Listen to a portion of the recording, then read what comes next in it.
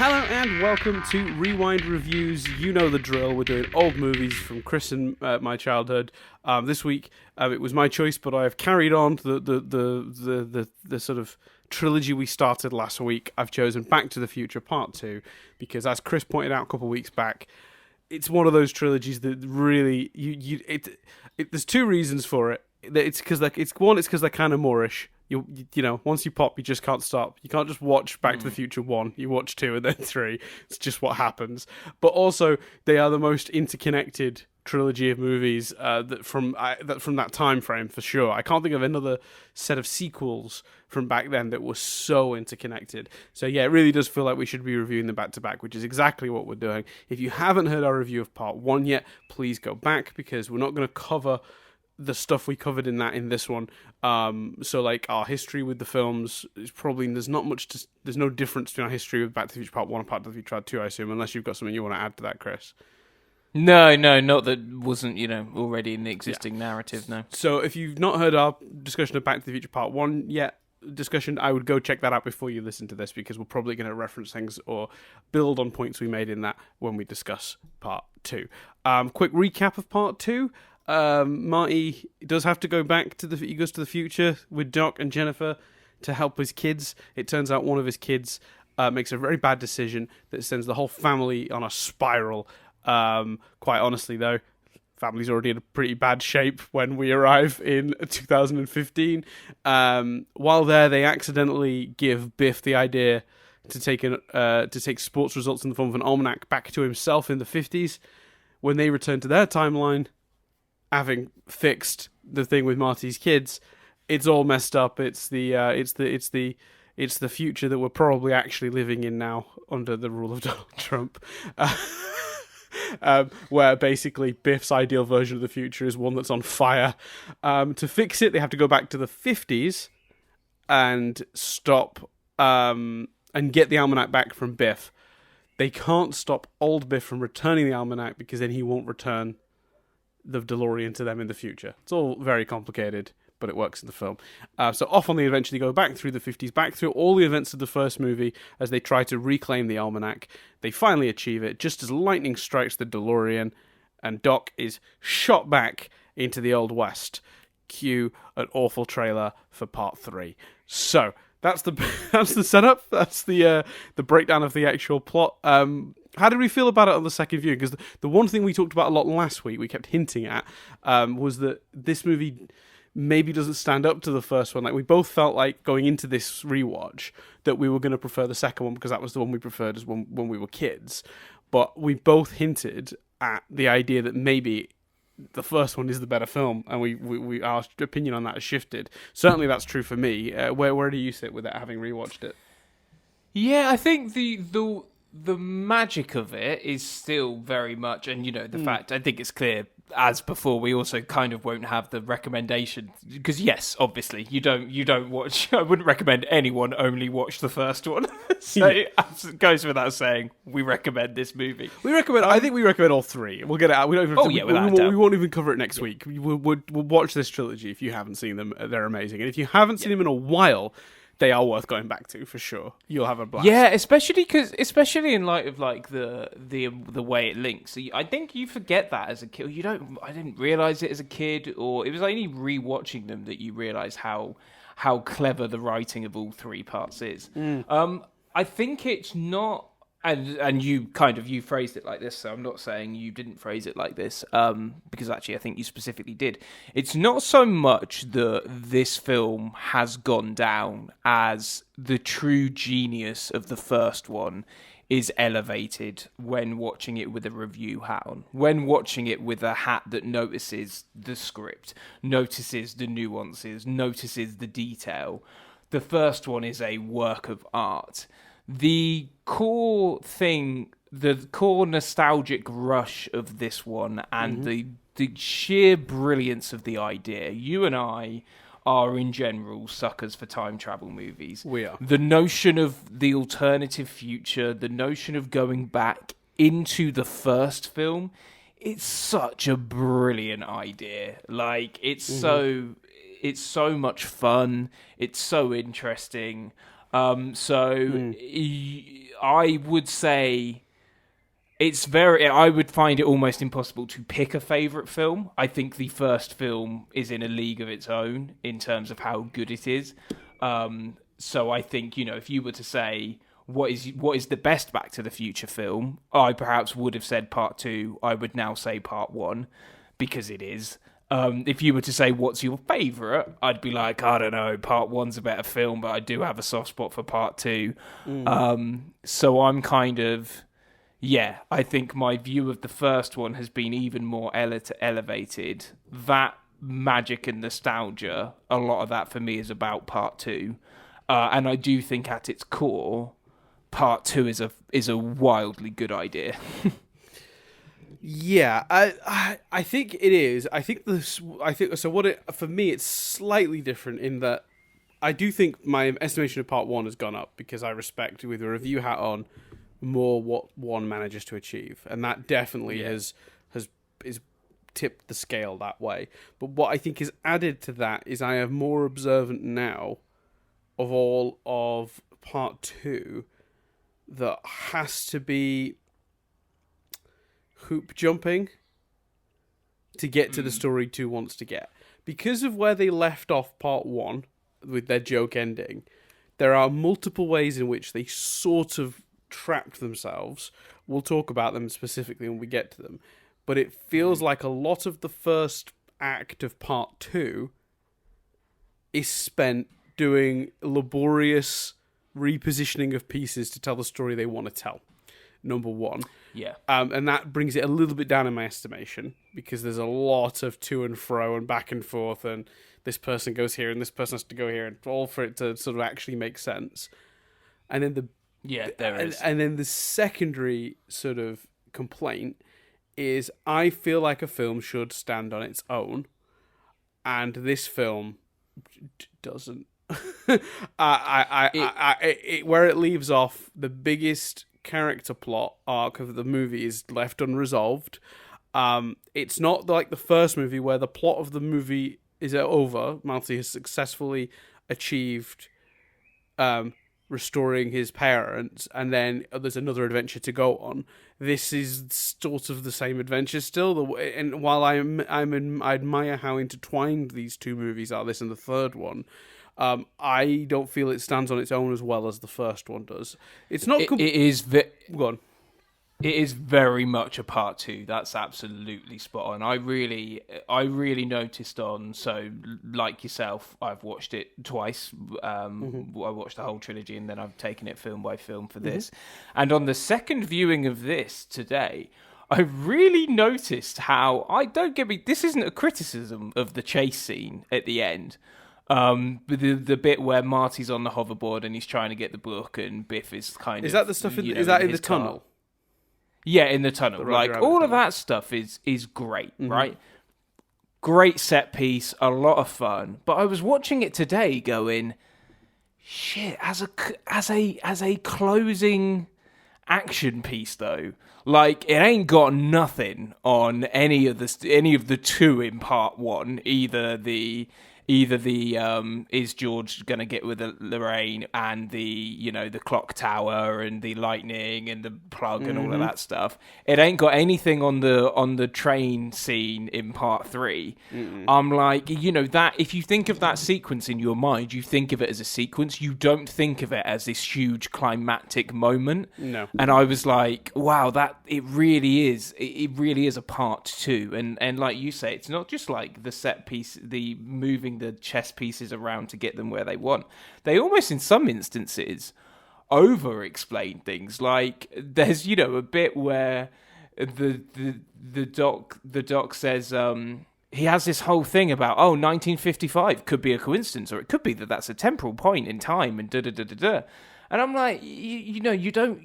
I feel like they went, you know what, people might ask, that's a bit of a coincidence, let's acknowledge it, let's address it. When it's like, yeah, but you could go, old Biff has just been reminded of that day by seeing the chase in the You know, he says there's something awfully familiar about this. Old Biff has just been reminded of that specific time in 1955. It makes sense that he would choose that time. Like, it's crazy also, you could even see it as the day his life started to fall apart, right? Because that's the day George punched him. Yeah. And that's the day he went on the auto mechanic, slightly defeated route. That moment is pivotal for Biff's life, as we find out, because we see the results of a version of it without Marty intervening, and we see the results of a version of Marty intervening, and his life could have gone on two very different routes, and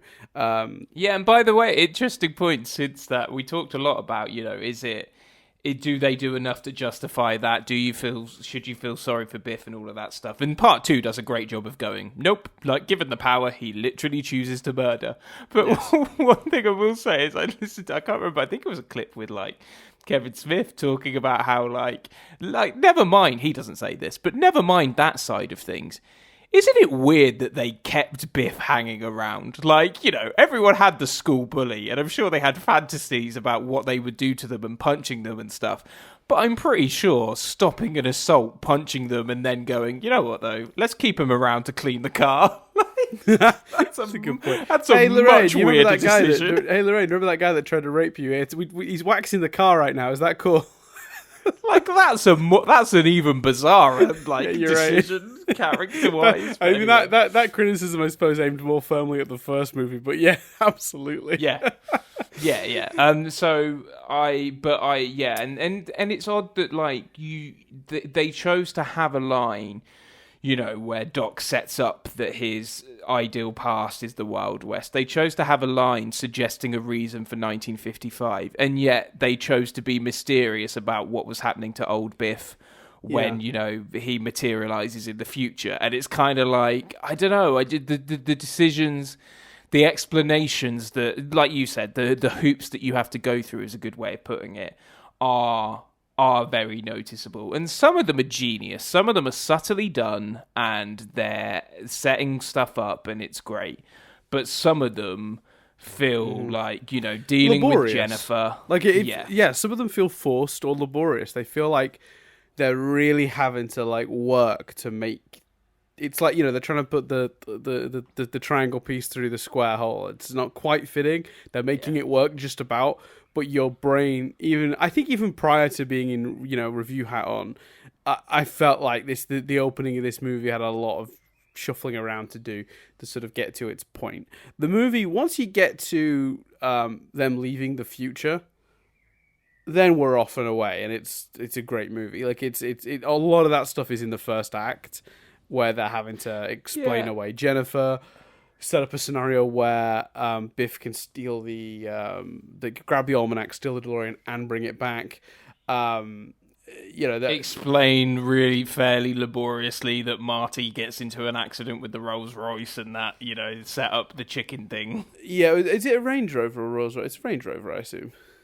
No, he's in the Range Rover, but I think he would have... Well, spoilers. He would have crashed into a Rolls Royce. Right. I think is the notion. Right. Okay. Because the moment that crash might have happened is at the end of the third movie, right? Yeah, it is that moment, because Jennifer then looks at the picture. Jennifer looks at the facts she gets in this film. Oh, yeah. And it fades away. Well, that's the other thing. Like, this movie is very... both good and awful at just giving people objects they can keep checking to see if time has changed. Like the matchbook, the you're fired note. Like, it's just constantly they're just collecting little trinkets that will adjust as time goes on to tell you if time has gone back, so you don't have to actually go back to confirm. We the audience can know. I will say, though, from the eyes of a child or from the eyes of an adult without a review hat on, there is quite a lot of future fun to distract you from what the movie is doing. Yes, that's how I think they get away with it, because ultimately this is still a movie we love and recommend. But I want to get it out of the way up front, because it's the reason this goes down in my estimation on these rewatches. Does it make it a bad movie? Absolutely not. It's actually kind of a miracle that they do it in a way, because it's so much laborious work for the script. It's kind of a miracle it's not an absolute mess, because it probably, on paper, should be. But but it's when you were saying earlier about this feeling like a part 2. I actually think this feels like a part 1, and that's its problem. It feels like half a movie. It really does. Too much of the stuff that happens and is set up, and that's the reason the action set piece at the end of this movie is like, oh, that's your ending set piece? Biff and Marty in a tunnel? Yeah, because it's the midway point of the story. Yeah, that's very true. Did you check and were surprised by, like, I start watching this film for the second time, and I'm like, have they added the fusion thing? And I go back and I'm like, oh no, that was there. Mm-hmm. Like, that is one of those things that is like, wow, like, if you didn't know it wasn't planned, it like, when you know, it's very obvious. But like things like having the fusion box at the end of the first movie and stuff, I'm like, wow, you would think it was, because it's kind of like that fusion box is, and they have to do a version in the third film, like, and it is a slight like, hold on, what's this machine running on? But that fusion box is, the problem won't be the energy now. The problem won't be the lighting. It's like they set that up in the end of the first. But yeah, but I think that's because like the idea was, oh, Doc's off on adventures, and you're like, well, how can Doc be off on adventures if he can't get his hands on plutonium and he can't predict lightning? We just set up that this device shouldn't really be able to go places, but then they just wrote into the script, oh, he found a way. Now he can go on all the adventures he wants because he's got this thing. Yeah, but crazy that they put the finding a way in the joke ending. Do you know what I mean? Of course. A true joke ending didn't need to be as detailed as that. And I think, but you're absolutely right. And they've said it themselves. I think we mentioned it last time. You know, they wouldn't have put Jennifer in the car, and it is. You are right. The movie has to go through those holes to get away with that. But the movie going through the hoops and the holes and stuff of not just Jennifer, but, you know, Crispin Glover not wanting to come back. I think it's weird because in some respects, like, Crispin Glover not wanting to come back led to, well, okay, how about an alternative future where George has passed? And, like, that creates such a fascinating story. So on the one hand, you've got that. On the other hand, just don't put him in the future scene. Like, whether we get to it now or in the triv, we can. But like, neither Lorraine nor George, apart from Lorraine's laborious setup of the accident with the Rolls Royce, neither Lorraine nor George really needs to be in that scene. Mm-hmm. And you can't even, like, I'll forgive them using the excuse, well, we want Leah Thompson in it for the third, but. Like, there's enough Lorraine in this film in the other scenes, in the alternative future, in the 50s. You don't need the characters of George and Lorraine in that future scene, I don't think. No, you don't need Michael J. Fox needs to play every character in that scene, but we'll come back to that as well. Yeah. I remember the trailer for this. Have you ever seen the trailer for this movie? Yeah. Starring Michael J. Fox. Michael J. Fox. And Michael J. Fox. Anyway, it's not even his voice for the daughter. Ugh. The makeup though on the daughter looks quite good. Like, yeah, it's convincing. Yeah. It's not even his voice though. Why? I just don't understand why they did that, other than to be awkward.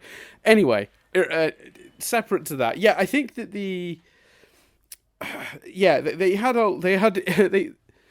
between the cast that wouldn't return and the end of the previous movie, they were written into a hole, and it takes them an act of this movie to get them into a place where it works. But that is only one half of my sort of criticism. My other is being that part 2 and 3 are one movie together. And what's really interesting, I read at one point, and I'm not sure if I believe this, so I didn't include it in the trivia, but I read at one point that he had wanted to make it clear in the marketing that this was half a movie. And is that why the trailer's there? Well, no, he was against the trailer because he felt, well, maybe, but he was against the marketing for this one in general because he wanted the trailer for part 2 to make it clear it was 2 of 3, and to make it clear this was like, you know, so people weren't disappointed by all the stuff left over, you know, all the plots not dealt with.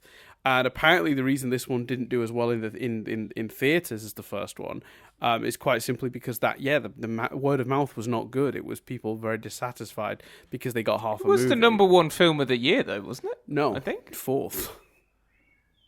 Oh, was it fourth? I thought it was number one. No, the first one. I thought I looked at that last week. So this is the problem, you see. So so the word of mouth. It took something like a 60% drop off in its second week, based on word of mouth. People basically not satisfied with a movie that doesn't really have an ending, and yeah, that makes sense to me. It's so funny how these things look in hindsight, isn't it? You know, it's so he was almost right to have to want the marketing to make it clearer that that's the case. Because the way they did it led to confusion and dissatisfied audiences in some cases, which is crazy to me. It's such a fun movie. According to Wikipedia, it was third. Can you guess now, Dan? The number 2 and number 1. What year are we talking? Remind me of the year. 1989. 89. So this is a post-Gremlins world. Batman is number 2. And fuck, what else came out that year? That was a big year for film. Oh, what was the other one? Because yeah. Okay. That's gonna kill me. You want me to say? Go on. I tell you, there's a lot of sequels in this list. But number 1, also sequel, Indiana Jones and the Last Crusade. Of course, yes. I guarantee you're not getting the others. This is a crazy list. 4th, Look Who's Talking. 5th, Dead Poets Society. 6th, Lethal Weapon 2. 7th, Honey, I Shrunk the Kids. 8th, Ghostbusters 2. 9th, The Little Mermaid. 10th, Born on the 4th of July. Yeah. This is a great. What a great year for movies. So there was Batman. Wait, let me just get that right. It says Batman, Ghostbusters, Back to the Future Part 2, and what else? But it's like, Lethal Weapon 2. Yeah, but there's a lot of sequels that people weren't impressed with. Ghostbusters 2, Lethal Weapon 2, I think people liked. Yeah. Anyway. Wow. Indiana Jones it's worth 3. noting, Dead Poets Society is another favourite of mine that may come back up at some point on this, because I love that movie so much. So that's probably going to show up at some point. But yeah, so so it didn't do as well. And if you look at the stats, it was its second week where it all dropped off really hard, and that's kind of why. So there was some choices made there that were questionable, I think. But at the same time, I don't see how else they could. Well, one of them is fixable, one of them isn't, in my opinion. The hoop jumping at the beginning of the movie, I don't think you get that any better, if I'm being honest. Splitting it into 2 movies and having the story go so much across those 2, I'm even now I'm thinking, God, I wish maybe they hadn't done quite that. Yes, I would have liked this movie to feel like it had an ending more than it did. Yes, but that, you know what, I wouldn't change it, because that's a problem now with a review hat on. It wasn't a problem as a kid, and like... Yes, but it was it was a problem for their box office figures.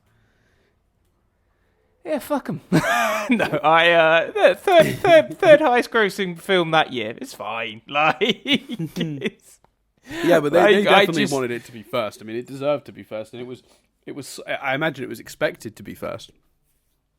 Yeah, I would have thought so. Yeah, no, look, I get that and I understand that. I'm with it. I just think it's because you'd probably have to take out the alternate future stuff, or you'd have to take out, like, Christ, it would feel like a movie of 2 halves if half was present day or whatever, and then it went to the Wild West. So, Couldn't this movie though have ended with Marty and Doc going back to the present timeline, confirming in this movie that they succeeded more? Okay, this is my pitch for it. This movie ends. Forget the lightning storm and Doc getting hit by lightning and the guy coming back with the thing from the West. We're moving that to the third movie, right? To the start of the third movie. We'll deal with that in a bit. But they're in the 50s. They get the almanac back after maybe a slightly more elaborate sort of bigger set piece with Biff, right? Fine. They get the almanac. They go back. They find Jennifer on the porch. Everything's fine. They've corrected the future. Yeah. Phew. Mm-hmm. We do the Marty in the car thing. from the end of 3 because they set that up in this movie. He makes the right choice. He's learned a lesson. And the movie ends on another hint of another adventure, a separate one. Yeah, but I don't know what's at this point. I don't know what's happened. Like, and it's a flaw. Like with the fact that it's a part 2. The movie, as it stands at the moment, they've not done enough to convince me that anything has happened to Marty to make him learn that lesson. That for me is much clearer in the part 3 that we get, and it's putting that into this movie. Right.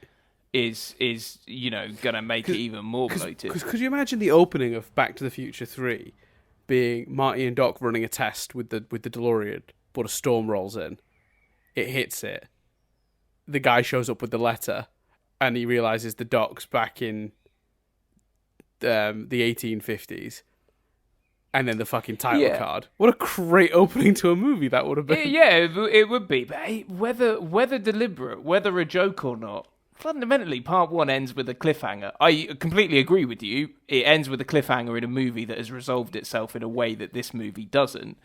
But it's not out of sync with the the cliffhanger is not out of sync. And I do think it's funny the notion that the minute Marty is sent back in time. Yes, you know what? Actually, I'd forgotten about that. But for those who don't remember, this movie ends. So the DeLorean gets hit by lightning. This guy shows up and is like, "We've had a letter since the 1800s that said to deliver it to a Marty at this moment in time in this exact spot. And we had a bet going that you wouldn't even be here because how could anybody know you'd be here that many years in advance?"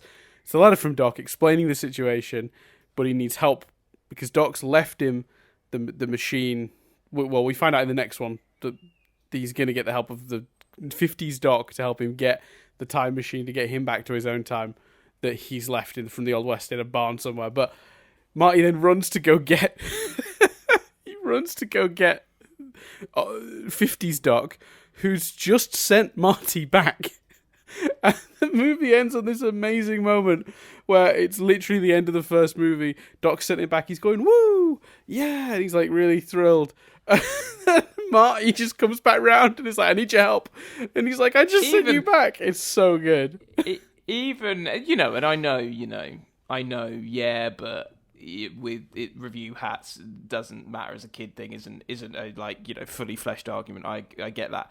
But even the letter captivated me as a kid. Even the notion of that. It's a clever idea. It's a really clever idea. But you could have done that in the start of the third movie. Though that doesn't need to go in any version of reshuffling this. My point is I think it is possible to have reshuffled these in a way that would have made 2 feel more contained.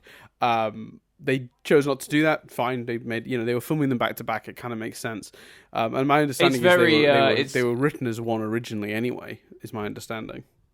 It's very Matrix Reloaded, and it does. And I do, having watched The Matrix older, having gone to the cinema excited twice and been sort of heartbroken twice, I fully admit that I hold that as a bigger complaint for The Matrix, the fact that it feels like one movie and then 2 movies, and a part of my forgiving of it with Back to the Future is that I saw it as a child and have more nostalgia and all of that stuff. And probably saw them back to back. I admit that. Yeah. I think so. Yeah. Reality is we're of an age where when we came across these movies, they were all out. We were able to, we had access to all 3, we were able to watch them as a trilogy. And I don't know, look, if that's the intent, fine. But it's, to me, I just kind of wish the movie would have stood on its own a bit more. But let's move on anyway, because we're circling ourselves a little bit on that one. That's my only real complaints. Otherwise, it's all good stuff. Should we start breaking down some of the other bits then? Let's talk about the Judgment Fly of it all then. So let's talk about, because you know more about this than I do, because I tried to do a little bit of research, and I'll be honest with you, Chris, there's so much contradictory information about what happened here. I really don't know how I feel about any of it. Going into the trivia section on IMDb for this movie, there are 4 or 5 different accounts. Ones that make what's his face seem like more of a bastard. Ones that make Zemeckis seem like more of a bastard. Like, there's a few different, and I don't know where I land. So, what's your understanding of the situation? My understanding is that basically Glover wanted more money. They decided that they wouldn't give him more money, so Glover went, "Okay, I won't do the movie." And Glover's big complaint since has been that by putting an actor that mimicked his voice and did a similar thing as George, by doing the upside down so you can't really tell whether it's George thing or not, and by having archive footage at the dance of Crispin Glover, and in the credits it being, featuring, I think it's something like scenes of Crispin Glover from Back to the Future. By doing those things, people thought he was in the movie, and he took offense to that because he wasn't in the movie and wouldn't have made the decisions that the actor that played George instead did. Jeffrey Wiseman. I've got his name in front of me. Yeah, and his argument I've heard in interviews has been, you recast Jennifer, just recast me. I would make a different argument. Keep the alternative storyline and just don't have... Because I would understand if they had that scene... So for those that don't remember, there's a scene around the kitchen table that features George and Lorraine.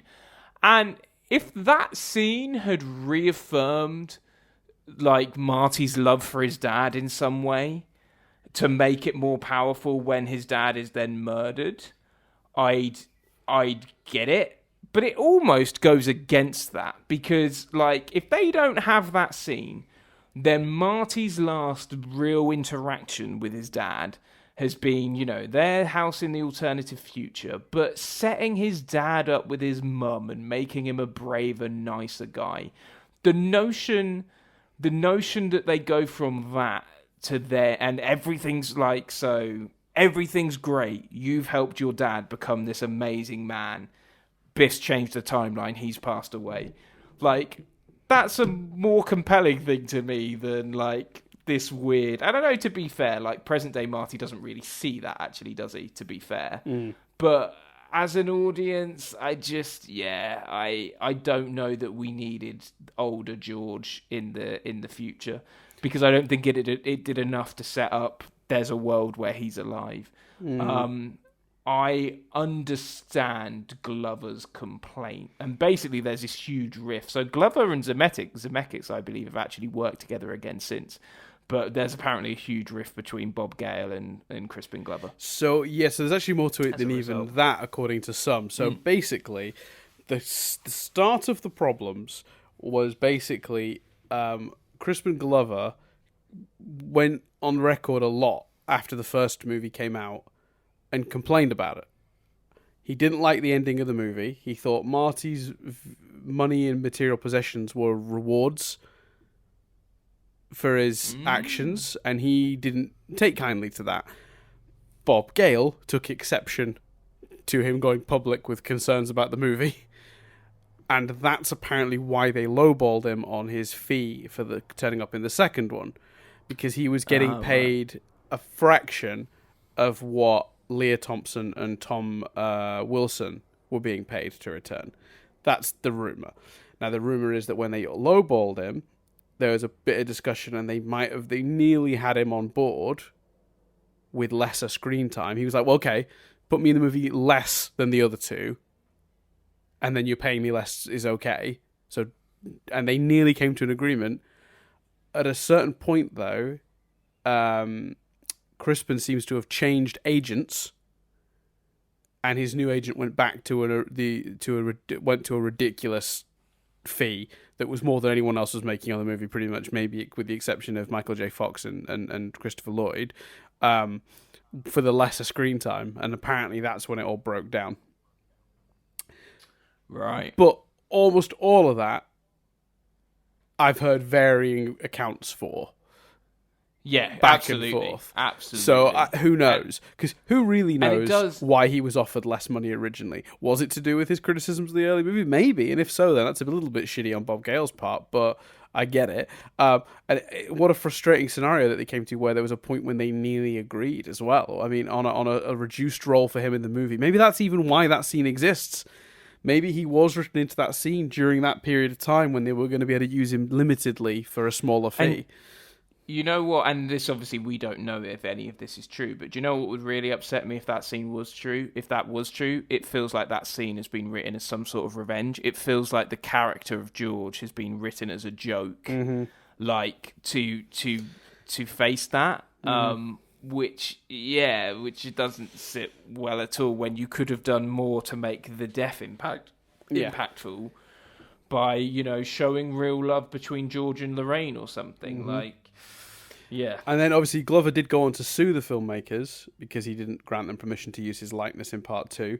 The suit was named John Doe 100 to 1 to 100 as defendants, where he did not have to name any individual that he was suing. But he ended up dropping the lawsuit, and the case was settled out of court by Universal's insurance company for $765,000, so just shy of $1 million. The irony being, what they'd offered to pay him to do the movie was $125,000. Wow. So it ended up costing them a lot more as well. Yeah, so they might as well have paid the $765,000 and had him in the fucking movie, to be honest with you.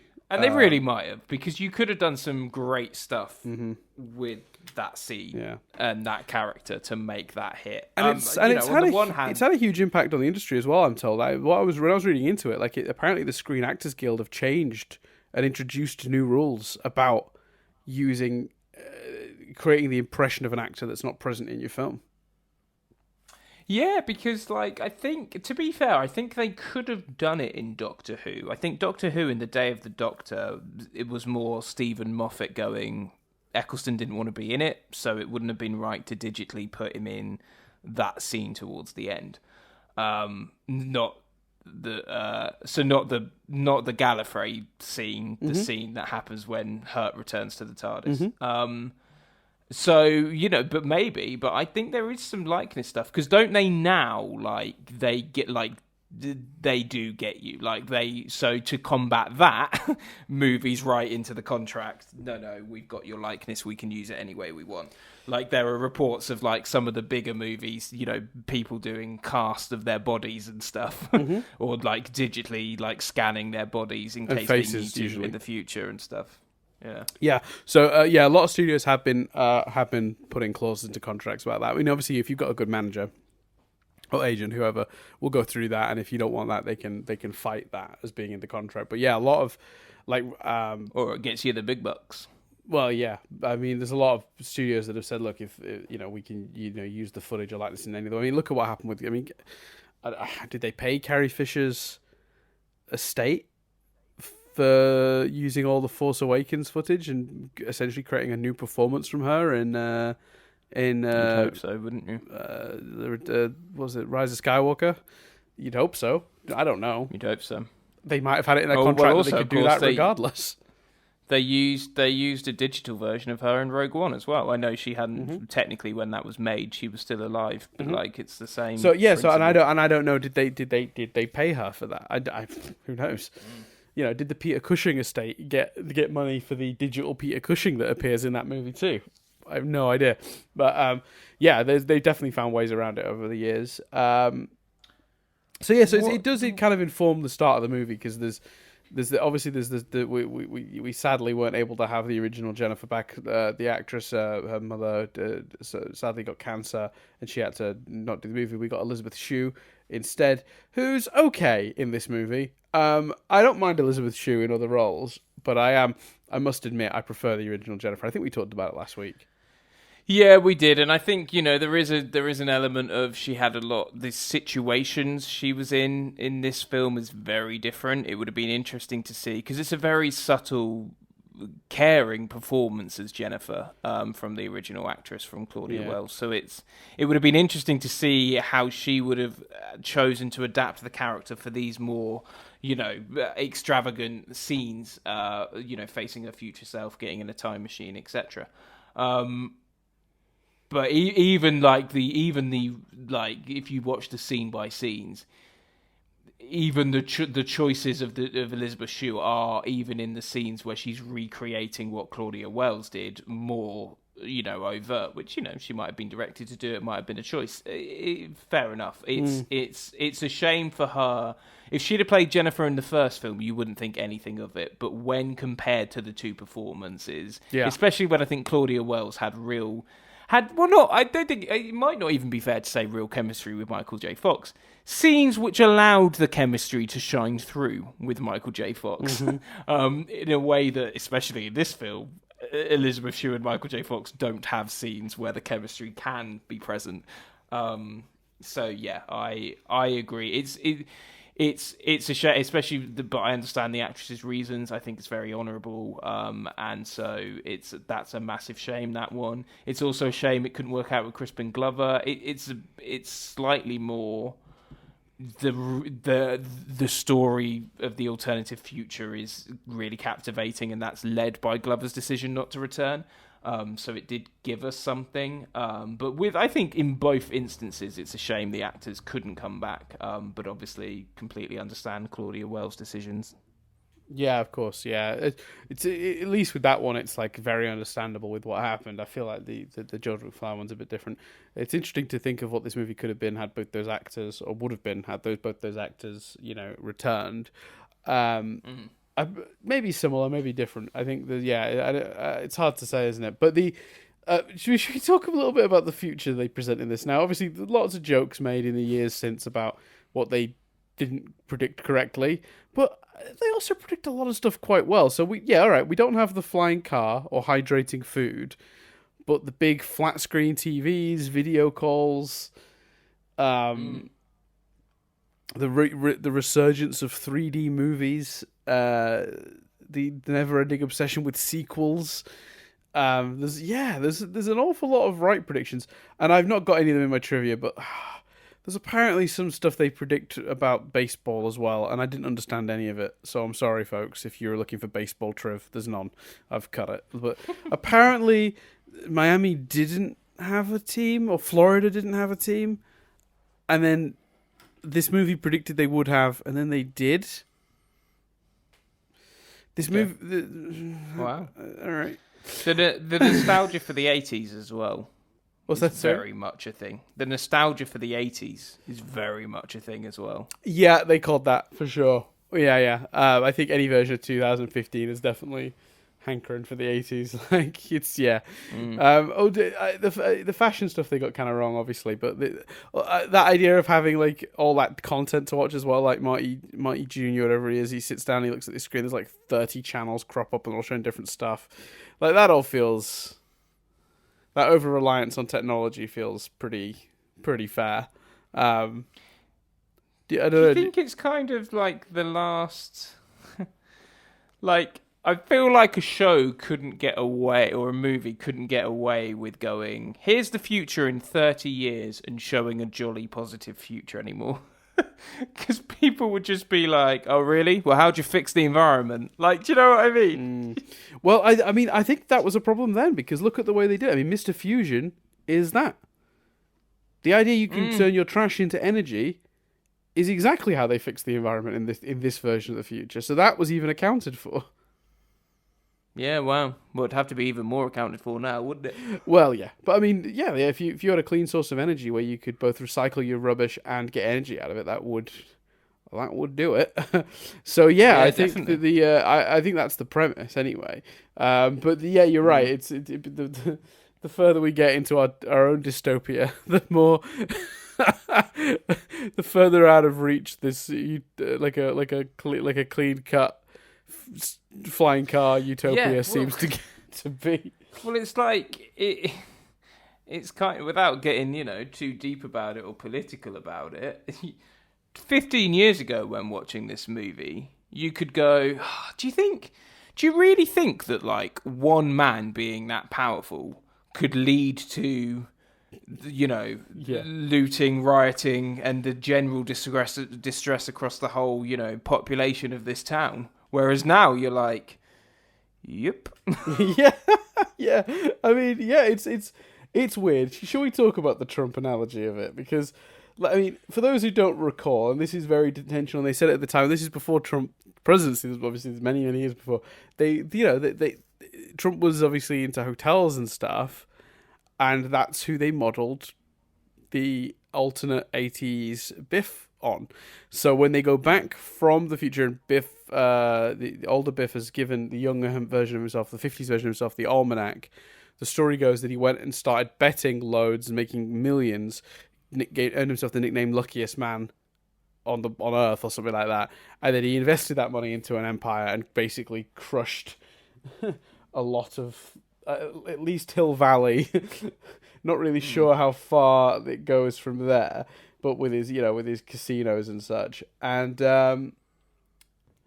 he was very much modelled on Trump.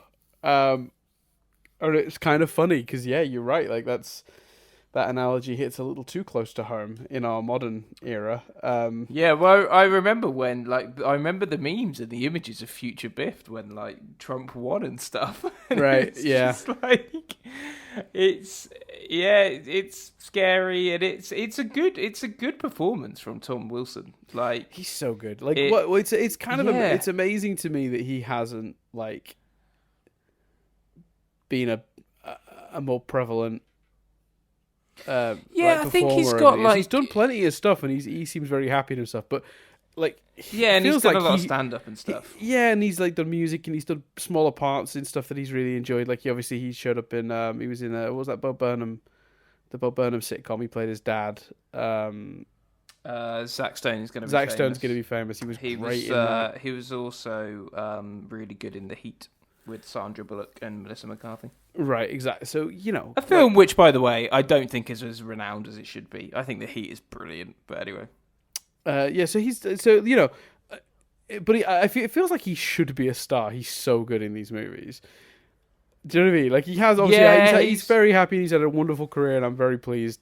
But it really feels like he should have been a huge, huge star after this. Yeah, I think he's particularly and I really noticed it in the scene with old Biff and young Biff interacting together.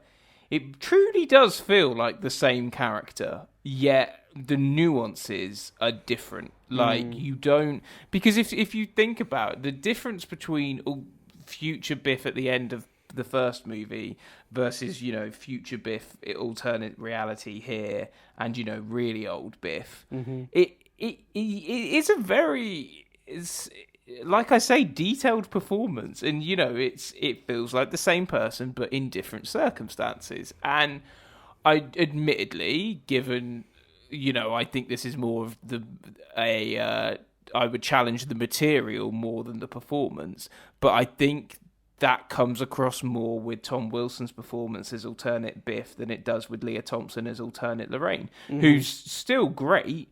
But I would very specifically say Leah Thompson's best work is in the first movie, compared to the second movie. Whereas Tom Wilson's best work, I'd potentially say, is in this as well. Especially because the problem by having this dystopian future, the problem is everything is overtly over the top. It has to be. It has to be a little more pantomime because that's the point. Like, it's a pantomime dystopian future. So you have to amp everything up a little bit. And I just think that Tom Wilson does a great line of, it doesn't feel too far. And I'm not saying it does with Leah Thompson. And actually, again, I think that's the material she's given. But it is fantastic that they managed to pull that off. Yeah, I think the cast again sell so much more of these, are required to sell so much more of these movies than casts of other films to make it really sing the way it does, and they really do make it sing. Like they are a huge part of it, and Wilson particularly. And I think what's cool about this movie is getting to see those actors play off themselves. And the technology required to do it, the VistaGlide. So for those who don't know, that basically the normal way that you would do a shot of two people in the same place is you would do a very static camera, film one half, then film the other. The camera couldn't move because you'd never be able to recreate the movement exactly to shoot it. So like you look at, let's look at a TV example. Look at an episode of Friends where Phoebe meets her sister, and it's Lisa Kudrow. The shots are static, locked down camera. She filmed one half, she hopped over to the other side of the screen, she filmed the other half, and they spliced them together.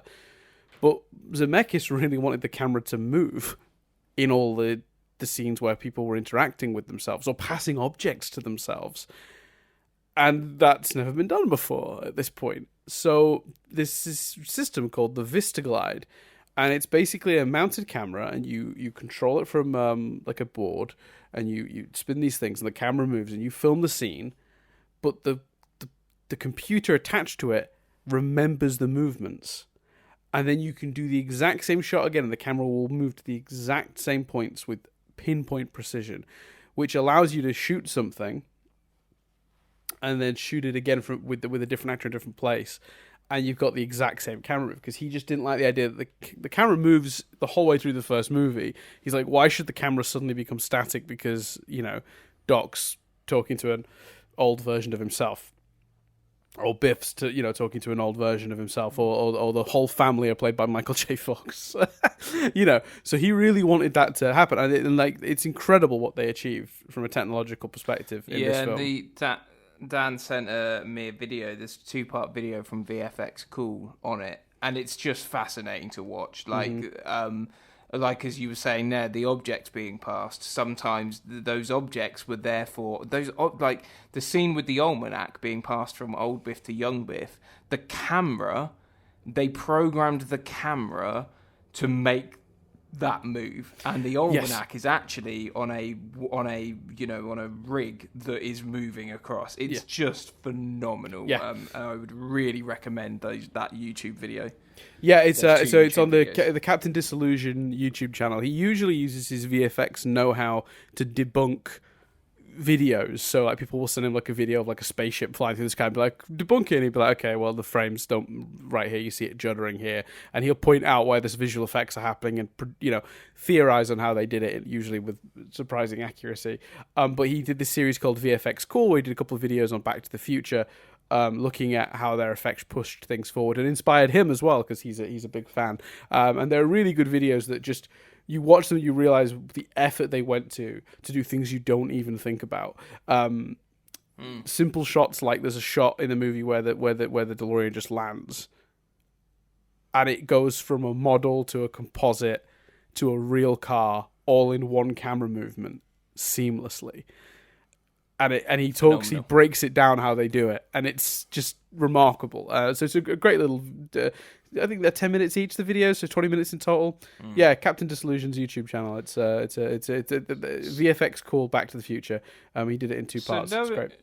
Knowing from that the effort that it took to have that kitchen scene where every character was played by Michael J. Fox. Well, not every character, but older Marty, his son, and his daughter. Mm-hmm. Do you think it's worth it, Dan? No, get actors. Look, young Marty needs to be played by Michael J. Fox for the whole premise to work. And you might as well make the old one Michael J. Fox as well, because it's supposed to be him older. But the daughter, that's just unnecessary work. Yeah. Why? Yeah. Why? I agree.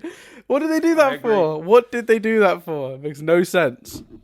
I love moving, because we talked about a number of very specific things in a fair bit of detail. Well, just a real minor thing that I loved as a child, I still love now.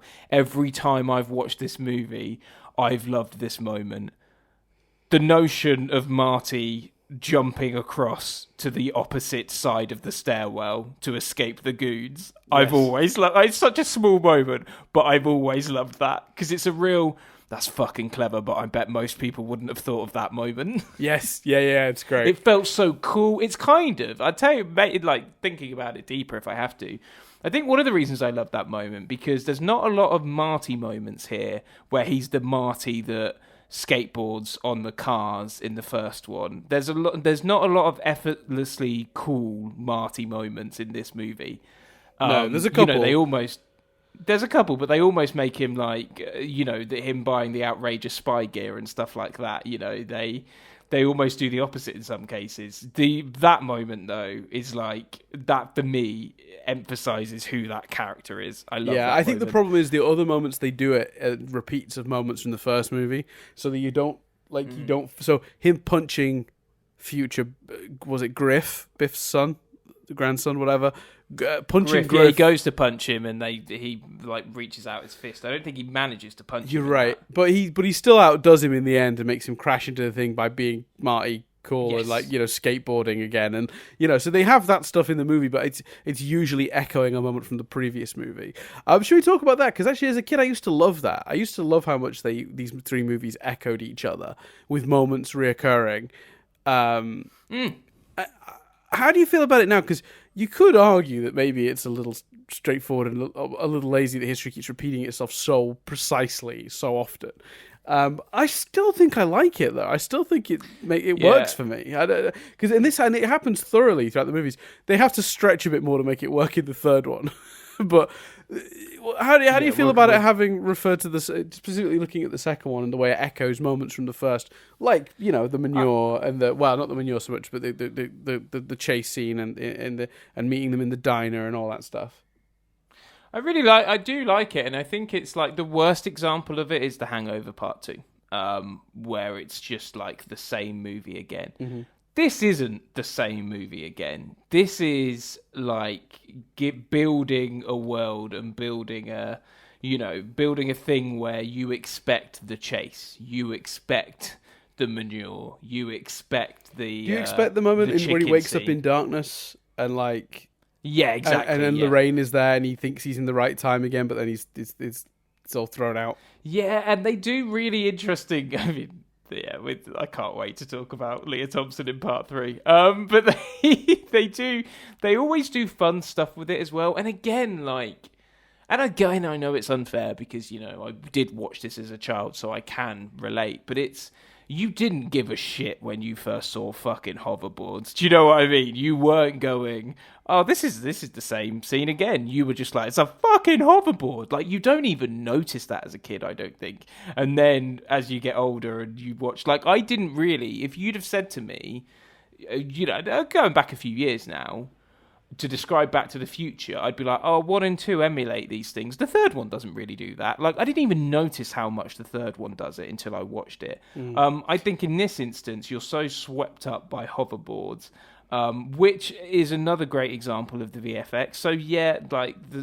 the introduction, especially of the fancy bully hoverboards, has aged badly. But the actual effect of them gliding on them is phenomenal, considering this film was made in 1989. Like, it looks so seamless. And yeah, like so I loved. I think especially in this film, it does really work. How do you feel about Act 3 reliving, going literally into the first film? I mean, it's one of the best ideas of the movie, really. It seems that at some point there was a version of this script where they didn't do that. They went back into the 60s instead, for this final act. And at some point they couldn't make it work because basically age-wise, the mid-60s, you know, Flower Power and all that stuff will be 10 years later. And the reality is George and Lorraine, putting them in the Flower Power mode, they'd have been slightly too old for it, basically. They wouldn't have been in like college or anything to like be, you know, so because that was what those scripts were kind of doing. They were kind of looking at that era. So that was one version of it that existed for a while. Because for those who don't know the background of this film, neither of them wanted to make it. Bob Gale and Zemeckis and Robert Zemeckis didn't want to make this movie at all. The Bobs. We could have been calling them the Bobs this whole time, Chris. We should have been. We absolutely should. We should have been doing. We let ourselves down. And they were like, you know what? Let us cool off. We'll do it if you let me. Like Zemeckis like, I'll do it, but you've got to let me go do something else first. So he ends up going off and making, you know, another utterly incredible movie from my childhood, which we will be coming back to on here. Who Framed Roger Rabbit, which is a masterpiece, both from a technical perspective and just from a storytelling perspective. And we'll come to it when we come to it, but it's definitely on the list. We'll probably give it a bit more space now than I was going to. It was literally pretty much next up on my list until Back to the Future camp. We can't do Zemeckis movies back to back, so that's, you know, in our future. But when he finished, while he was doing that, Bob Gale wasn't doing anything. So Bob Gale wrote some drafts of the script without him, and that's when it was all 60s and a bit odd. And then it was Zemeckis that came back in and was like, no. Neither of them really wanted to do the future. but they'd committed to that with the ending of the previous movie. Because Zemeckis felt strongly that you're never going to predict it right, basically, and it's just a fool's errand. Yeah. But they were like, we can do that quickly, first act, and then set up a better problem, but this 60s thing isn't working.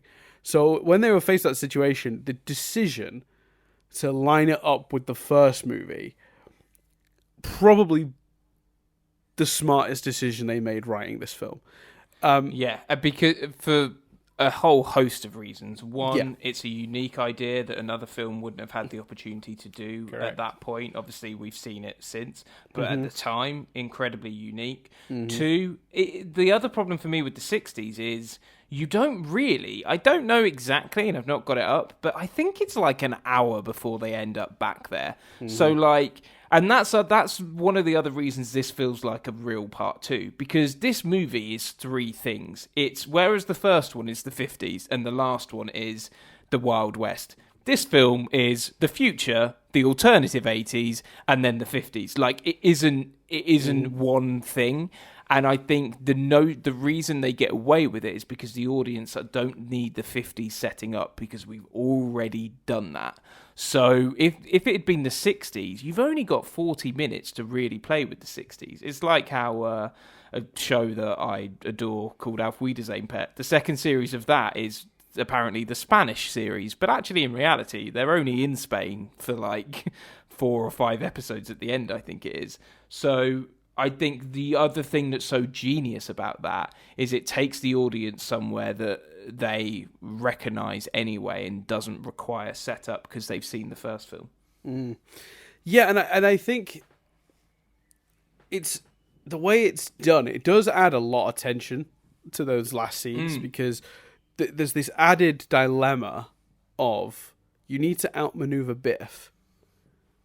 You have the advantage of knowing where he's going to be and when he's going to be, but you have the disadvantage of potentially screwing up your existing success. You already succeeded on that night in getting your parents together and getting home. You can't stop that from happening because then we're all fucked. And then you're causing an actual paradox and everything's going to shit. So it adds this like tension to it. But it's also just really cool to see all of the moments that happened, the way it intertwines with the original movie. I mean, this is execution as well as concept. So yeah, okay, setting it at the same night as the previous movie, great idea. The execution of it and the way they link the two, where Marty's like, I don't know where Biff is right now, and then he turns out the window and he's being punched by George at that moment. You know, Marty realizing that Biff's goons are going to try and jump him as he gets off stage, but you can't let them do because he needs to get back. You know, or the way it intertwines, the actual execution of it is so clever. Like all of the different interweaving moments between this movie and the previous one just work perfectly together. And again, the key words from the previous review, feels planned. And that's the thing. The only reason I can ever come up with in my head to remake, so not reboot, etc., remake this trilogy is the notion that you could truly plan that concept. The notion that you could see things in the background of the first one and not understand what's happening or if they're relevant until you see them in the second one and the context is given. The notion, and you could probably do it digitally, but it would be awful. The notion of in the background of one of those scenes from part one, you seeing Marty in spy gear. The notion of like him walking off seeing him walk off the stage to see the sandbags on the floor. Do you know what I mean? Yeah. Like, have you heard about the accidental one? No. There's an accidental one that I didn't know about until I was reading the trivia for this movie, and I went back and looked, and it's genius. So the movie has a 1985 Doc Brown having a conversation with his 55 counterpart, right? The 85 Doc is wearing like a brown trench coat and a hat. And if you watch the original 85 Back to the Future, there is a man dressed exactly like this walking away shortly before the clock tower scene. Oh, awesome. Now, that is apparently an utter coincidence. They talk about it in the DVD commentary, and they were just like... What, they didn't even, plan it? They didn't, because I'd have been looking at every fucking scene and going, what can we rewrite to make this play? Yeah, just a complete coincidence. The costume department dressed him that way, and then when people look back and saw the original movie, there's a guy very similarly dressed. So, it's that whole idea of, it feels planned, but it isn't. Yeah. And that's look, I can aim as many criticisms as I like at the choice to make it 2 movies. It's a choice, the decision they made and they ran with. And as far as executing their idea, it's brilliant. I've made some few criticisms about the opening of the movie being laborious, but we've explained that, hey, that works because ultimately you're having a lot of fun exploring this weird future they've invented. So that they get away with that too. The reason this movie, I think, stayed in as my favorite of this trilogy was neither of the other bit sections of this movie. As much as I love the future and I love the alternate 80s, it's that last sequence that's amazing. All right, doesn't have the big set piece at the end. It's just him and Biff in the Roger Rabbit tunnel. But fuck me, the this whole Enchantment Under the Sea dance section of this movie, seeing Biff give himself the almanac and convincing him to do it, the switching out with the almanac with that Ooh La La magazine, the tension of that, the genius of that, that's what makes this movie and elevates this movie to that. Do you remember how exciting all of that was as a kid? Do you remember when you realised they were going into the first movie? Mind blown. Yeah. It just phenomenal. And I think you're absolutely right. It captures the imagination like nothing else. And and then they nail it too. It's like they can have a great idea that captures your imagination and they could have completely stuffed it in the execution, but they knocked that out of the park as well. So it's like, all right, you win. I'm in. Yeah. They do. It's brilliant. And yeah, absolutely. It's a remarkable movie. What would you say though? And one other thing I wanted to bring up, and I just to get your opinion, I'm not sure if I feel this way about it, but do you feel like they don't do a whole lot of anything in this movie? It's really a plot movie. The characters don't really grow or learn anything. They just have to react to the situation as it unfolds in front of them. And look, there's plenty of movies that's the case, and they're great. The movie doesn't need to have character stuff, but do you sometimes look back at this and think maybe they could have done something more with the character work? Yeah, not until we started talking about how much it is a part 2 in this conversation. And when you were like, none of the character stuff is resolved. And I'm like, yeah, it's all resolved nicely. Especially with Doc and Marty. And Doc's is only even hinted at here when, he says, I'll now start looking at the other great mystery to me, women. Literally, only Doc's conclusion has one line of reference in this movie. And Marty's has the Lorraine stuff. The Lorraine one where she talks about him making a bad decision and him seeing his. Exactly. He doesn't even really see it. It's Jennifer that sees it, isn't it? It's Jennifer sees how messed up his life has gotten, him getting fired and being, coaxed into doing something illegal by Flea from the Red Hot Chili Peppers, which we haven't talked about that yet. Why is Flea from the Red Hot Chili Peppers in this movie, and why did I not notice that until this viewing? I tell you what, that is an egregious way where they try to make it feel planned and it doesn't at all. The fact that this is the third movie thing more than this one, but the fact that in the third movie, when needles appear, Marty's like, oh, needles, for the drag racing thing. Mm-hmm. He's like, oh, needles. It's like, no, don't fucking pretend like Needles was a character that we know. We've met future Needles, but don't act like he was in the first movie and you hate him then. Yeah, it's like he's just like a missing bully we didn't know about. Yeah, and that's the funny thing about that. The funny thing about that as well is, obviously, the only way that works for us is because we've seen the scene where Needles coaxes him into doing something illegal and getting him fired in the future. But Marty doesn't even know about that. Marty didn't. That's see what that I'm saying. happen. So actually, I don't think necessarily deliberately, but in terms of it's Jennifer that sees it. What's interesting about that is she doesn't even have a chance to tell him about it. Nope. So and this is a third movie thing, But it really shows Marty's character development, because he's not even going when he's like, no, I'm not gonna drag race. That would be stupid. He doesn't even know that there's a version of the future where he did do it. He's just truly learn not to be bothered by people calling him a chicken and stuff. And I think it's Seamus that teaches him that. But we'll talk about that next week. Yeah, I completely agree. No one gets an arc. Yeah. Do you think they'd have changed the line? You know, because they always say if we rewrote the first movie now, we wouldn't have put Jennifer in the car. I think the other thing they'd have probably changed, because it steps on their plot a bit, is when Marty goes, "What are we, assholes or something?" And Doc's like, "No, you and Jennifer turn out fine. It's your kids, Marty." Because I look back at that line now and I'm like, well, no, the whole point is that he's an asshole. And I feel that's literally your plot. The plot of your movie is that he's an asshole. Yeah. What do you think about the shot the choice to completely reshoot that opening? By the way, I understand they have to redo the Jennifer shots because it's a new actress, but they reshot the whole thing, everything, even Doc's stuff. I think the only shot from the first movie that remains is him going out and touching the bin, like that one insert. Yeah, but as we mentioned last week, and don't get me wrong, he was then and is still a really handsome fella. But Michael J. Fox aged about 20 years in between the two movies. So they had to reshoot it all. Right. You're right. You're absolutely right. What did you think about they couldn't be asked? Because in the previous movie, the present day Doc had old man makeup on.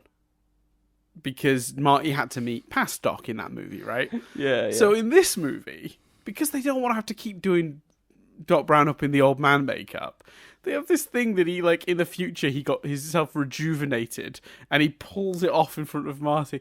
Did that feel like quite tacked on to you?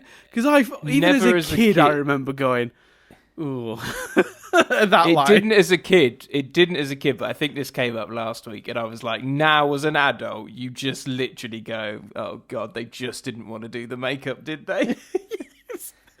And it's weird. I do remember thinking as a kid, though, I don't really see the difference.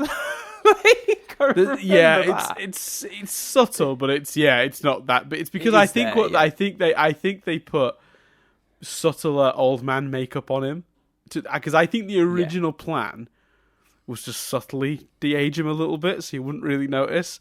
But then they copped out and did the full on. I've been rejuvenated, but by the time you've already sort of dumbed down the makeup a little bit, you've got the problem then of the difference between the two isn't great. But if you put them side by side, if you put the oldest version of him from the early part of the first movie next to the young version of him from either the 50s in the first movie or the young version of him in this movie, you'd see the difference, I think, a bit more.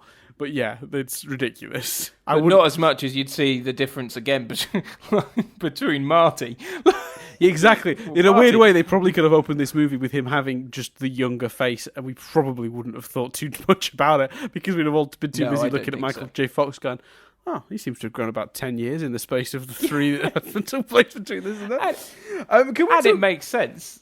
There were 4 years or whatever between the two movies, so it's fair, but yeah. Yeah, of course. There's nothing they could do about it. They took that break because they wanted Zemeckis back. I think if they'd look, the other version of this movie where Marty looks about the same is where they shoot the next one, within a year or so of doing the first one. But to do that, they'd have had to have had the movie written and directed without Zemeckis involved. Even if they got Bob Gale back, Zemeckis wouldn't have been able to do it. He didn't want to do it so soon. He wanted to go make his other passion project. So I'd rather get Marty ages 5 years in 24 hours than the alternative.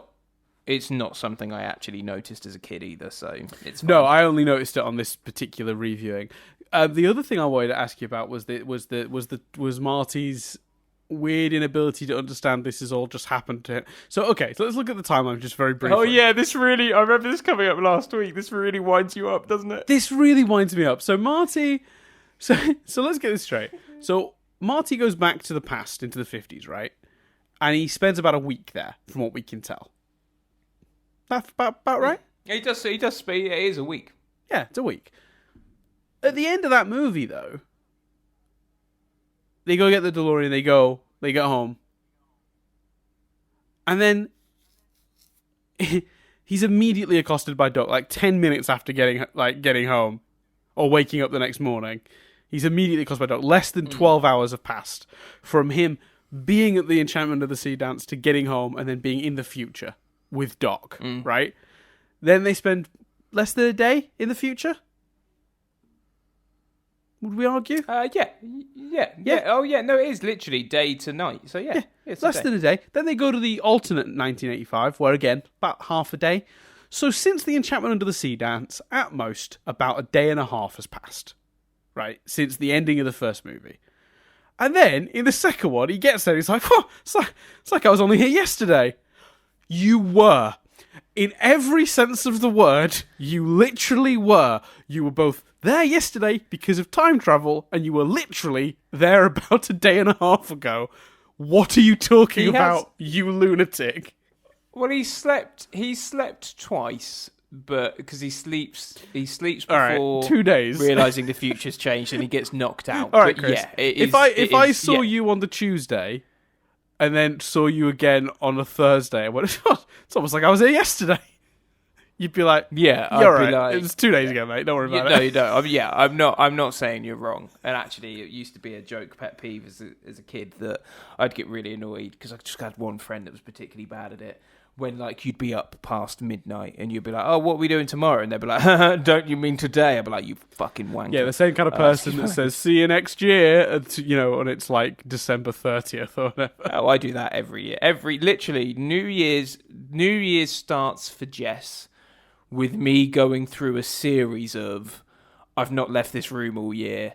I've not left the house all year. I mean, that one turned out to be a little bit predictive. I've not gone to the loo all year. You know, that kind of, that's, I don't mind that so much because I am. I You're love guilty that. But yeah.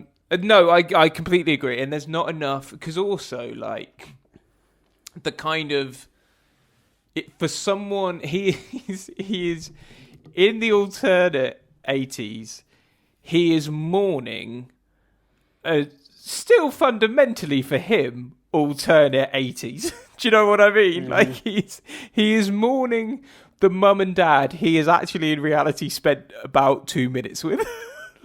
Yeah, that's the problem. I mean, we talked about this a little bit last week, but like, you know, alternate timeline stuff, like you can't ignore the fact that Marty's already done it. And Doc was already trying. This movie opens because Doc's trying to get Marty to go do it. You know what I mean? All right, Biff turned out to be extra shitty and ruined the whole world and murdered people and shit. Like, I understand that, but fundamentally, we must correct the timeline. What? Back to the shit you've already been fiddling with. Doc's going, do you know what? We got to destroy this thing. It's caused enough havoc. But first, let's just go interfere with the timeline and save your children. Like, there's a hypocrisy to all of this. You know what I think helps a little bit with that? Doc makes the, and I noticed this only on this view, this last view. Right. Doc makes the decision to destroy the time machine before they've even experienced Biff's ruled alternative 80s. So in the future, when coming back from that trip to change it, he's like, nah, we're destroying this, we're done. Like, so I don't think it resolves it. I think it helps a little bit. He has seen, even before, you know, the Trump version as it's known, he's seen it. Very briefly, there's two other things we should talk about before we get to the trivia. Very quickly. First of all, that awful trailer for the next movie. Terrible. Oh, that's appalling. What are you doing? It was that aired in cinemas. Awful. I know your second movie is finished. And you can have a trailer ready into it, but at the very best put it at the back of the credits. Let this movie sit, or make it more of a trailer more of a teaser trailer. So, spoilers for anyone that's not seen part 3. You know, jump ahead 5-10 seconds, whatever. There's a scene in the they show Marty kissing Jennifer on the rejuvenated timeline in that trailer. There is there are spoilers in this trailer. Yeah, can only come from the end of the movie. Like it literally you couldn't view that and go, oh well, maybe that happens in the beginning of the movie. Maybe that's not a trailer. What, Marty in Wild West gear doing that? Like it's full of spoilers. Yeah, it's terrible. I mean, it's not as egregious as to when I was a young kid and I must have been like 6 or something, and like we got the VHS for Free Willy, which I'd missed in the cinemas, and I was very excited for. and I wanted to find out if the whale was gonna live the movie, because the trailer for Free Willy 1 had set up the dilemma of the movie, right? Would the whale escape? So I knew that's what the movie was about, and the VHS started with the trailer for Free Willy 2. Amazing. That's the first trailer on the video, and I'm like, all right, I know how this one turns out then. It's fucking amazing. Genuinely blew my mind. It's pretty egregious to build it into the movie like that, I think. And I think, if anything, though, I think the reason the decision was made is I think Zemeckis really was worried about people's response to this movie, feeling like it didn't have an ending. And I think that was his answer, was to go, look, there is one, I promise. This is... in his mind, this movie didn't need to stand alone, and was never meant to stand alone, and was always meant to be almost part one of two, in terms of the sequel to Back to the Future. And because he felt like the marketing hadn't made it clear, I feel like that trailer at the end is his way of combating that. He edited a trailer for the next movie into this one.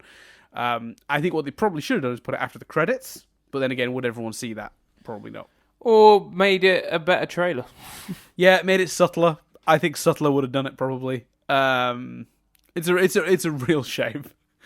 It's in almost all versions of this. Like, you can't avoid it. The other thing I want to very briefly talk about before we move on is Doc Brown Saves the World. Have you seen this?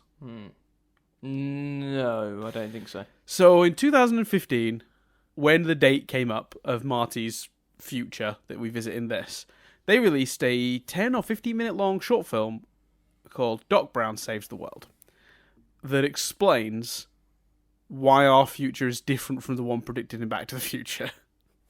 Oh, that's cool. It is, on paper. In execution, it's awful. It's really bad. Basically, you can find it on YouTube or Dailymotion, or I think I found a version of it on Facebook or something. I vaguely remember watching it at the time, but I rewatched it for this. Basically, the premise is Doc Brown discovers that there's something goes wrong with the Mr. Fusions in the future when Griff Tannen, so Griff Tannen tries to hack every computer in the world to display the word butthead. But all the Mr. Fusions... I've heard about this, yeah. All the Mr. Fusions have a nuclear reactor in them. And Griff Tannen doing that somehow causes them to malfunction, and all of their nuclear reactors explode, and the whole world just turns into a Mad Maxian post-apocalyptic thing. So Doc has to use the DeLorean to travel and stop the Mr. Fusion from being invented, the hoverboard from being invented, the pizza from being invented, and by taking all those inventions out of history, he saves the world from that fate. And at the end of that, that's how we're in this timeline that we're in, where none of that stuff came to be. But then it randomly ends with another Doc Brown showing up, and they're surprised to see each other, and then it just ends. And it's weird. It's not very funny. It's way too long.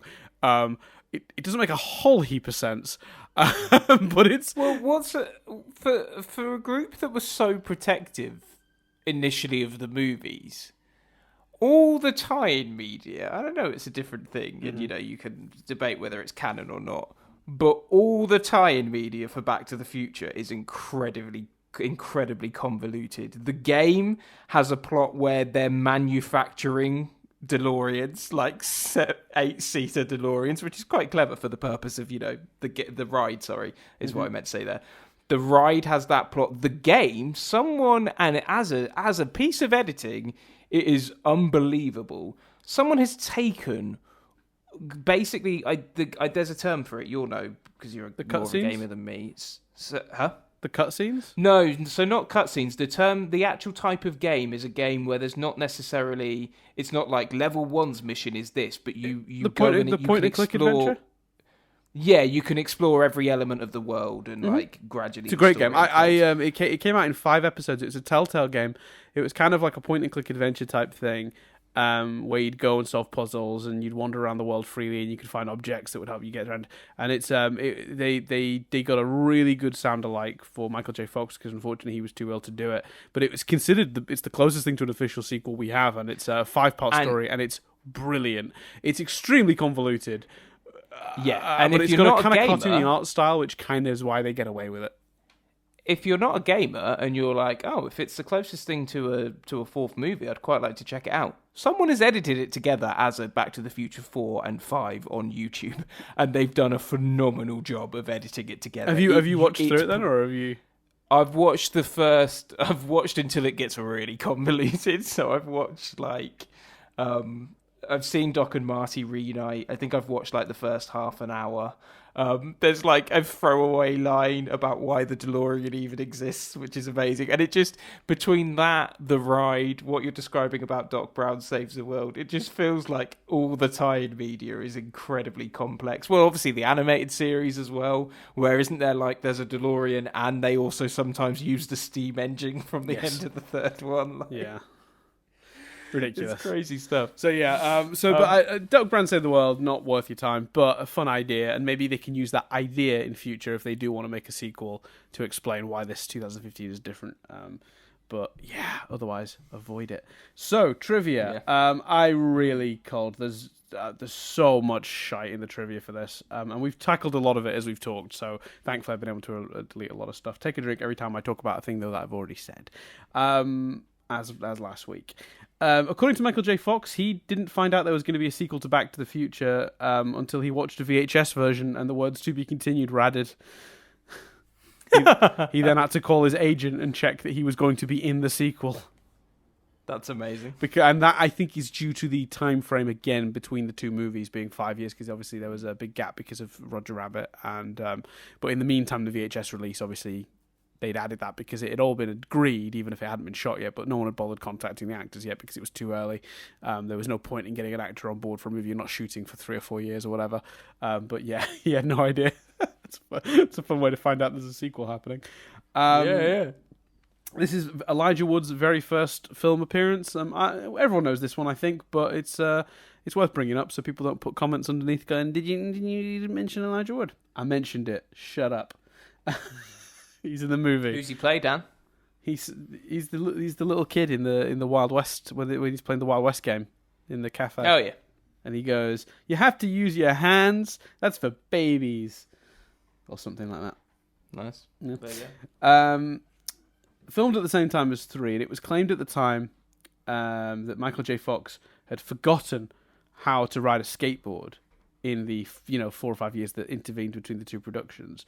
However, motor skills are not so easily lost, like riding a bicycle and skateboarding. And Michael J. Fox has since stated that the belief is that this was an early symptom of his Parkinson's disease, even though a medical diagnosis wasn't made until 1991.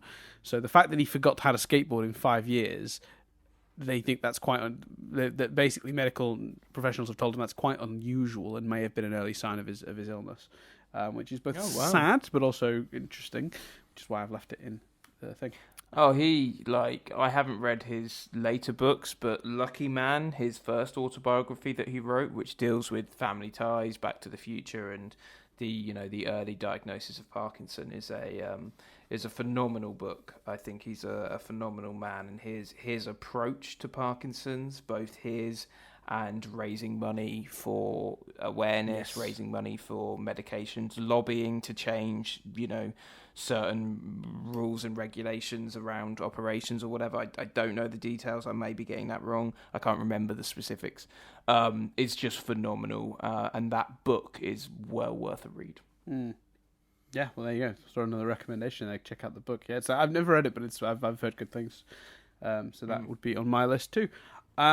Just before Doc and Marty leave 2015, there's a shot of the control panel, and it shows Last Time Departed as November the 12th, 1955.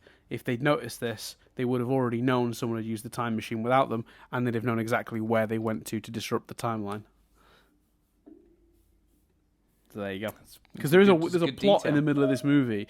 Actually, could we very briefly talk about that? There's a plot in the middle of this movie where he has to go and find out when Biff got the book. And Biff just tells him. Well, what I love about that is because there have been times where I've watched that and gone, how were you not expecting it to be him? But they really do a good job of setting up, if you look out for it, admittedly, you have to look out for it, that young Biff isn't really listening to him and not taking in, because it's pretty clear it's him. No one can start this car but me. 2 seconds later, he starts the car. But he's just like, oh, some old guy, distant relative, I didn't know him. Like, they do, when looking out for it, I think they do enough to set up that Biff isn't connecting the dots. So I think he's he's bragging, isn't he? Like, the type of character he is, he's bragging. He's like, oh, he's not been able to tell this story to anyone, and now he's got the opportunity because he's about to kill the guy anyway to tell him it. So they don't do, you have to look hard. It is there, right in my opinion. I'll give you that. Another interesting one is a deleted scene that I didn't know about, and I found out when doing this. So when Biff gets out of the car after he's gone back and changed time, he's sort of stumbling, and I guess as a kid I just assumed he's an old man, like he's not. But apparently the idea is that he was fading out of time, and there's a deleted shot. I wouldn't call it a deleted scene as such. When Marty and Doc get back in the DeLorean, of him, he's round a corner or behind a car somewhere, hidden out of sight. And as they're taking off, he fades from existence. Why did they take that out of the movie? Yeah, I know. Even as a kid, I did interpret it as he's fading from time because he's not there anymore. No, I see. I never saw it as that because I was a dumbass apparently. But that shot, I'm just like, that would have really made that very clear. But then again, would that have been confusing to your average audience? Maybe, I don't know. And that's why this is on. There's a frequently asked questions on the section on the Blu-ray, and this is one of the questions. And they basically left it as it is so you could interpret it. And basically, we've given the two interpretations. One, he's just old and having a heart attack, or two, that if you kind of were deep into it, you'd think he was fading from time. But they, rather than confusing the majority, because I suppose he does then show up in, so it was open. He does then show up later in the movie, but out of sequence. Version. Older Biff doesn't ever show up again, does he? Of course he does. That's him when they're leaving the future. They then see him in the 50s giving the book to younger Biff. Oh yes, yeah, you're right. Yeah, but that he technically did that before that. Yeah, scene, no, it all tracks. What I'm saying is, to an audience member, you see a character vanish, and then that same character is in a scene later, understanding that that's him before he vanished, and following that logic might have been a bit too much to ask of the average 80s movie-going audience. Because I've heard people describe, and I think it's easy for people to forget, given the complexities of stories in movies and stuff today, and, in a world where the MCU exists and it's a 20-movie TV show. I've heard people describe Back to the Future Part 2 as complicated. So, as you say, that could have confused those people even more. And I don't mean, you're not silly for finding it complicated. I watched it a million times. I know that. So, yeah. Yeah, interesting. So in the 80s cafe, the soda menu lists 4 types of Pepsi products: Original, Diet, Max, and Perfect. At the time, Pepsi Max was not a product. It was only invented about 4 years later, and just in Europe. I didn't know this. Oh, wow. Pepsi Max only got to America in 2007, but we had it here in Europe from 1993, and still have it now. Really? And America no longer have it. Pepsi Max is what is that? There must be is Pepsi Free the alternative no sugar then? Yes, I guess so. Or Diet Pepsi, I guess. Right. Yeah.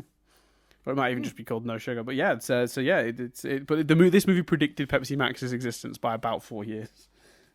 Wow, blimey! So it's crazy then that we've had Pepsi Max since '83, but Coke Zero wasn't. No, sorry, '93. We've had it since '93, but Coke Zero wasn't a thing until relatively recently. Yeah, in comparison, the mid-thousands or whatever. Yeah. They cracked that code. Pepsi Max is delicious. It's the best of the Pepsis. To be honest, Pepsi Max is the best Diet Cola. Full stop. Unless you're going for the full sugar stuff, the only one that tastes even remotely like that is Pepsi Max. Yeah, you truly have to try. If you're a Coke drinker, you truly have to train yourself to take Coke Zero. Yeah, or Diet Coke. Yeah, absolutely. Yeah. Whereas the shift from Pepsi to Pepsi Max is not so bad at all. But Yeah, Pepsi Max is probably full of high fructose corn syrup and other shit that's very bad for you. Anyway, irrelevant. Moving on. So when Hill Valley was created for Back to the Future, they built the town pristine, shot all of the 55 stuff from the middle of the movie, then, weathered it and damaged it for all the 85 shots of the town from, the end and the beginning of the movie. That meant that when they shot this movie, they had to clean it back up for the 55 stuff. Amazing. And apparently it was extraordinarily expensive, and it actually cost more. It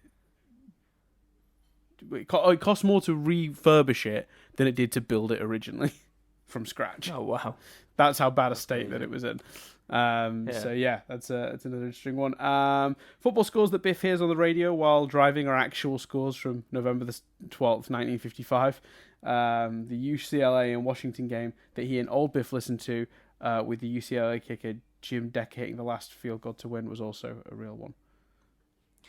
It did make, even as a kid, that scene did make me go, because, I was like, it didn't seem like a massive game that they were listening to. It wasn't, it wasn't the Super Bowl kind of thing. Mm-hmm. And we know that there's horse racing. I was like, man, this book goes into some detail. Yeah, now see, Nadia said to me that the only way she even knows what an almanac is from this movie. But I had an almanac as a kid. I had an almanac for wrestling results going from the 80s through to the thousands. And I don't know why I had it. I don't know where I got it from. But I'd go back and look at old results from old wrestling matches from But you had a book entirely dedicated to wrestling. This is what I mean. This has got multiple sports in.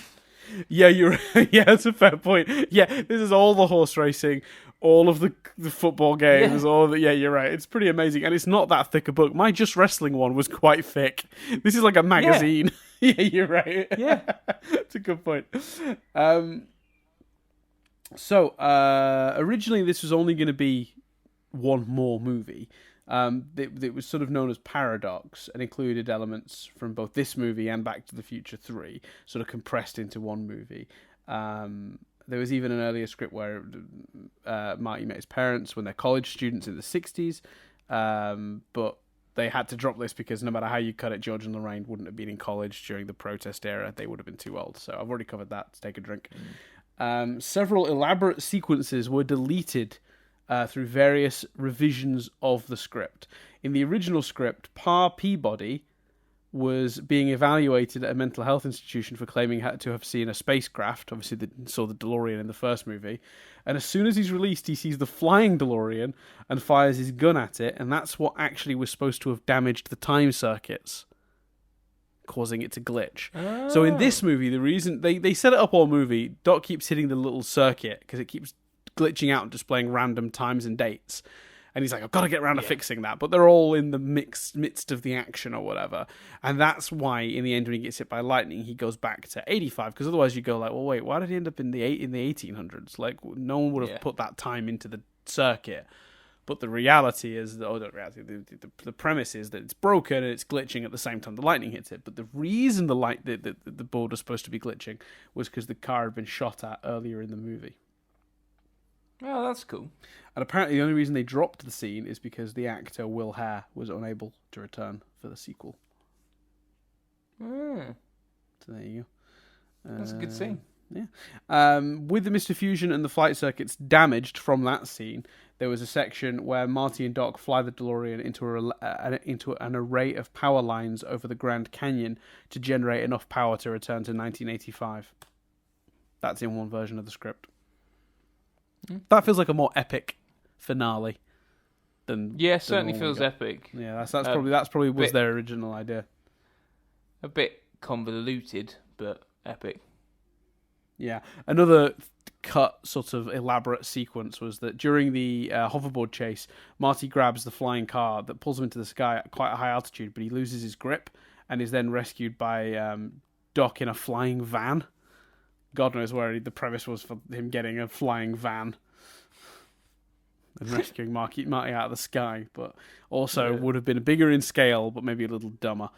This is the last one. This one's so cool. Marty and Doc, after learning when Biff received the almanac, have to escape in the DeLorean during a police shootout. When the car's flying circuits are damaged by police gunfire, Doc plunges the time machine straight towards the ground in order to try and reach 88 miles an hour before they collide. And it's like a tense... Are they going to hit 88 before the ground? And then they just about do. It's a shame that one didn't make it into the movie too, because I like that one a lot. Yeah, that would have been quite climactic. That would have kind of resolved that issue. Yeah, and I think that would have felt very tense. It is a little like, whilst it doesn't feel as kind of epic, the current climax is at least a climax that's been set up the whole movie. That is the movie creating a problem just to have that moment. Correct. Yeah. I think I agree with you. I think when we're looking at some of those alternative options, I think we got the better of them. That's all the trivia. Because also that we've not talked about it too much. That scene in the tunnel is amazing. It's suspenseful. Yes. It's gripping. It's fun. It's brilliant. Yeah, I remember always like, and even when we rewatched it this time, Nadia had forgotten, I think, that Marty brought the hoverboard to the 50s with him. Because the last time you see it, I suppose, you might see him throwing it into it in a quick shot, but the last time you properly see it is when he's using it and he tries to get back to the little girl and she's like, no, I've got the bulldog now, the pit bull now, whatever it is, that, the big one. And then he sort of walks off with it in his hands. But like Nadia was quite surprised to see it playing a part in the finale. Obviously, she hasn't seen it in a little while. And so I think it's a nice little pleasant surprise. And then it is it is relatively innovative. I think we've been maybe a little bit too dismissive of it as a sequence. It's not as grand or suspenseful as the finale from the previous movie, but it is still a pretty cool scene, and especially towards the end when he flips over it to grab the almanac. And then Biff's charging at him, and he's like trying to get out, and that ribbon thing comes down, and he lifts out into the air and gets away just in time for Biff to crash his car into manure again.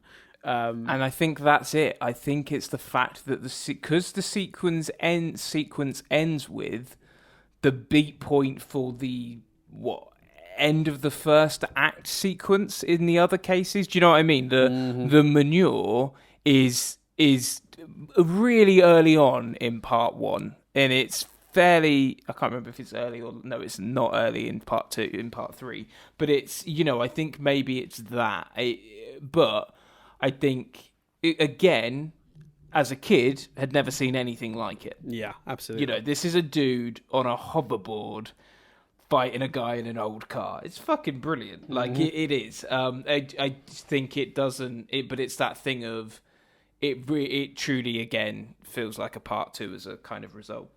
Yeah, agreed. So there you go. I think we've covered it. It's an amazing movie. These movies now, with my current sort of like opinion on them, it feels like each one is a little bit worse than the previous, but we'll talk about it when we get to the... Well, how did you order them, and has that changed? So I would have told you, I would have said 2 was my favourite, 1 was my second favourite, and 3 was my least favourite. 3 hasn't changed, but 2 and 1 have switched around. Yeah, so it literally goes 1, 2, 3. Yeah, but what's interesting, I will say, is 3 used to feel like a big drop off to me. Yeah, I agree with that. I'm not sure that is the case. Yeah, I view 3 a lot more warmly now than I did at the time. Yeah, because I think it feels gimmicky to a child. Yes, but I tell you what, isn't it interesting that 3, and without getting too deep into it, I think 3 works as an adult. It's exactly the opposite situation of part 2. 3 works as an adult because you notice the things that it's paying off. 3 works because it's the third part of a trilogy, in the same way that 2 doesn't work because it's the second part of a trilogy. Yeah. We'll talk about it more next week. But yeah, the little tease for you there. So we'll come back next week, obviously, to hear us talk about part 3. Assuming I'm picking part 3. Oh yeah, Chris. Which I am. Oh, we should go through this rigmarole. Chris, what movie are we watching next week? It's your pick. Austin Powers 2, The Spy Who Shagged Me. No, I do want to do that film at some point. But we're doing Back to the Future Part 3. Boom.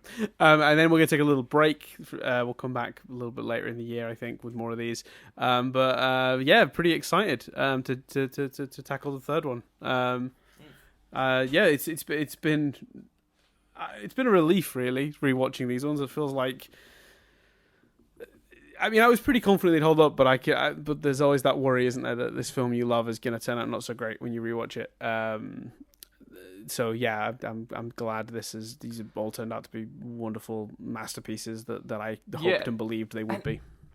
And also, phenomenally, what's nuts is the craziest thing is, by the end of this, we will have both rewatched all 3 films twice. Yes, in the space of a month. Mm-hmm. But still, it's so rewatchable. If someone were to say to me, "Do you want to rewatch Back to the Future with me?" I'd be like, "Yeah, all right." Like I could sit through them. I could sit through all 3 again easily. Yeah. Very rewatchable. Which is a crazy compliment to pay it. Yeah, I might be more willing to look at my phone a little bit, but I'm no problem sitting through it. But I will say that there was no temptation on any of the rewatches I've done so far of this. So watching the trilogy and then watching the first and second one again, like I've not looked at my phone through any of them, other than to make notes. It pulls you in. Yeah, on the second viewings. It definitely pulls you in. I wasn't flicking open Instagram or opening a mobile game to like pop bubbles or something like that. Do you know what I mean? They are very compelling. It's a good time. So we're coming back next week for part 3. As always, if you want to hear that, you can hear it right now if you want. You don't have to wait a week. Go over to the Patreon, as little as $1 a month, patreon.com/nothingbutstatic. Otherwise, like and subscribe here. You can go listen to this very podcast on podcast platforms. If you're sick of opening it up on YouTube, no problem. We're on iTunes and Spotify and Google Play and all those good places. Make sure you're giving us reviews and stuff in those places as well if you want to help spread the word. The podcast version doing a lot better than the YouTube version, so it sounds like a lot of you have gone that way anyway. But tell a friend if you're enjoying this. We're really liking making it, and we'd love to hear. We'd love for you guys to be on this journey with us and share it. So yeah, feel free to tell friends or anything like that. But otherwise, that's everything for this week. I'm going to hand it over to Chris to do his slick little outro that gets a little bit less slick every week when I do this. But Chris. I'm Chris Billingham. I'm Dan Doolan. And this review has been rewound.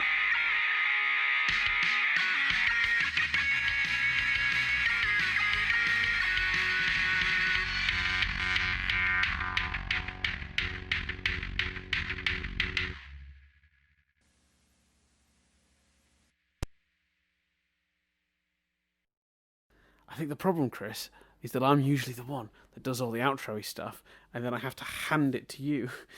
So maybe next time you can do all the get us on Patreon and stuff, and then it'll feel more natural. Yeah, I mean, it won't be as slick. That element of it won't be as slick, but we can give it a go. If that's okay. Because otherwise you just get this weird sudden segue. Well, here our practice now. You ready? Yep.